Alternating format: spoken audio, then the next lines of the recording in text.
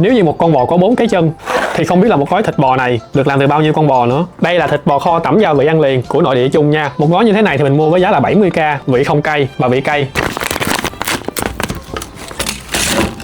Xin mời mọi người.